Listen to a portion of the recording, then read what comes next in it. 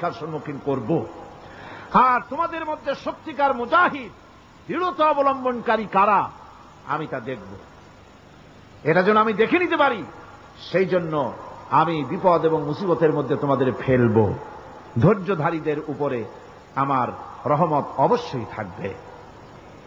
সবর এমন এক সম্পদ যা ধারণ করলে পরে আল্লাহ রাব্বুল আলামিন রাষ্ট্রীয় ক্ষমতা দান করে দেন। কোন সুবহানাল্লাহ, জোরে কোন সুবহানাল্লাহ। ধৈর্য ধারণ করলে আল্লাহ রাষ্ট্রের মতো বিরাট নিয়ামত আল্লাহ হাতে তুলে দিবেন।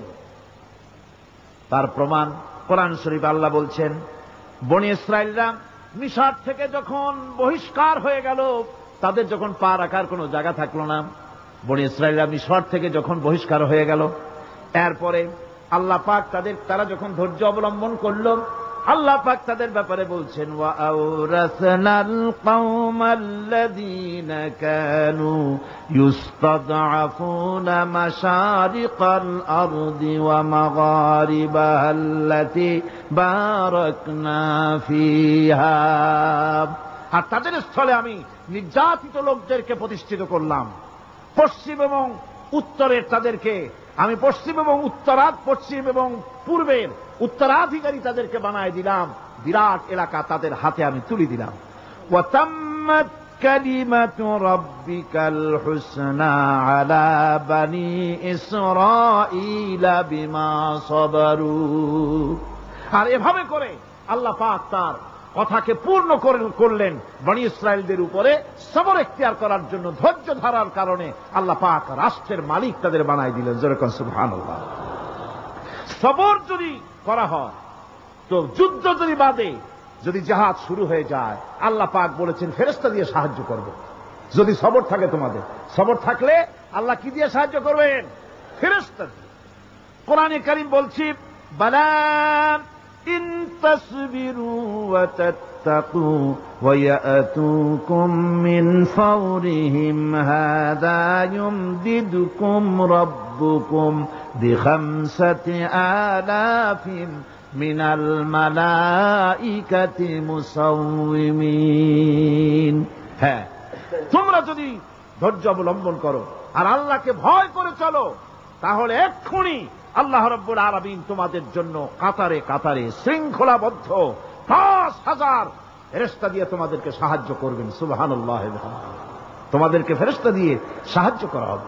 তোমরা যদি সবর এখতিয়ার করো, তাহলে সংখ্যা যদি কম হও, বেশি সংখ্যার উপরে জয়ী করে দেব। ইয়াকুম মিনকুম ২০ সাবিরুনা ইয়াগলিবু মিয়াতাইন। যদি তোমাদের ভিতরে ধৈর্যশীল ২০ জন হয়, আমি ২০০ কাফেরের বিরুদ্ধে তোমাদেরকে জয়ী করে দেব। সুবহানাল্লাহ। তোমরা যদি হও ধৈর্যশীল ২০০ জন, ২০০ কাফেরের উপরে তোমরা জয়যুক্ত হয়ে যাবে। আর বিপদ আর মুসিবতে যারা ধৈর্য ধরে, তাদের জন্যই আল্লাহর পক্ষ থেকে সুসংবাদ। সুসংবাদ কাদের জন্য? ধৈর্যধারীদের জন্য। কোরআনে কারীম বলছে, ওয়াবাশশিরিস সাবিরিনাল্লাযীনা ইযা আসাবাতহুম মুসিবাতুন ক্বালু ইন্না লিল্লাহি ওয়া ইন্না ইলাইহি রাজিউন। সুসংবাদ সেই সব ধৈর্যশালীদের জন্য যারা নাকি বিপদ এবং মুসিবতে আসলে যারা বলে, কি বলে? পড়েন আমার সাথে, ইন্না লিল্লাহি ওয়া ইন্না ইলাইহি রাজিউন। এটা শুধু আমাদের লোকেরা কেউ মরলে পড়ে, এটা শুধু মরার সময় নয়, বরং যে কোনো বিপদ আর মুসিবত এলে মোমেন বান্দা যারা, তারা কি পড়বে? ইন্না লিল্লাহি ওয়া ইন্না ইলাইহি রাজিউন।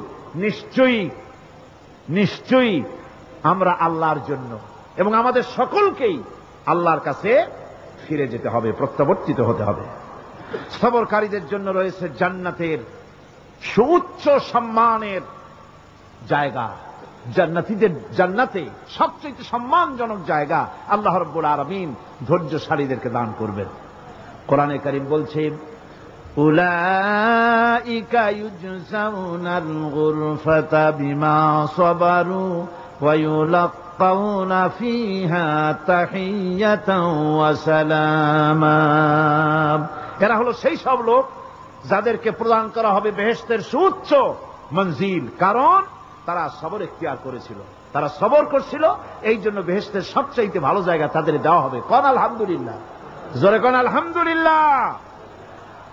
এবং জান্নাতে সবরকারীদেরকে সম্বর্ধনা দেওয়া হবে, সম্বর্ধনা দেওয়া হবে।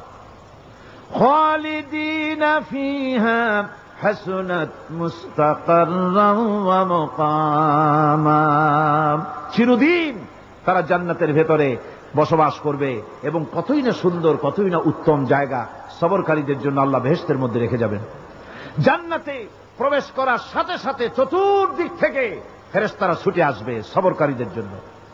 ওয়াল মালাইকাতু ইয়াদখুলুনা আলাইহিম মিন কুল্লি বাব, চতুর্দিক থেকে ফেরেশতারা তাদেরকে ইস্তেকবাল করবে।